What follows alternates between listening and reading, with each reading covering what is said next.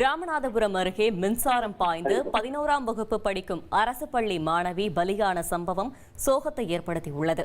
கூடுதல் விவரங்களை செய்தியாளர் சோனைமுத்தன் வழங்க கேட்கலாம். சோனைமுத்தன், வணக்கம். சம்பவம் தொடர்பான முழு தகவல்கள். வணக்கம். அதாவது ராமநாதபுரம் அருகே மின்சாரம் பாய்ந்து 11ஆம் வகுப்பு படிக்கும் பள்ளி மாணவி ஒருவர் இறந்த சம்பவம் சோகத்தை ஏற்படுத்தியிருக்கிறது. ராமநாதபுரம் மாவட்டம் சாத்தாங்குளம் அருகே உள்ள முனியன் வலசை பகுதியைச் சேர்ந்தவர் அழகர். இவருக்கு 2 பெண் குழந்தை உள்ள நிலையில இருவருமே சாத்தாங்குளம் அரசு மேல்நிலைப் பள்ளியில பயின்று வர்றாங்க. இந்த நிலையில நேற்று மாலை பள்ளி முடிந்து வீட்டிற்கு வந்த 11ஆம் வகுப்பு படிக்கும் மாணவி வர்ஷனா தன்னுடைய வீட்டில் உள்ள மின் விசிறியை இயக்கியுள்ளதாக தெரிகிறது. அதுல மின்சாரம் பாய்ந்து துடித்துள்ளார். இதனை பார்த்த அவரது சகோதரி ரட்சதியா என்பவர் காப்பாற்ற சென்றுள்ளார். இருவர் மீதும் இந்த மின்சாரமானது பாய்ந்திருக்கிறது. உடனடியாக அருகில் உள்ளவர்கள் சென்று மின்சாரத்தை துண்டித்து அவர்களை மீட்டு ராமநாதபுரம் அரசு மருத்துவக் கல்லூரி மருத்துவமனைக்கு அனுப்பி வைத்த இந்த நிலையில தற்போது சிகிச்சை பலனின்றி 11ஆம் வகுப்பு படிக்கும் மாணவி வர்ஷனா பரிதாபமாக உயிரிழந்துள்ளார். அவரது சகோதரி மருத்துவமனையில சிகிச்சை பெற்று வரும் சம்பவம் சோகத்தை ஏற்படுத்தியிருக்கிறது.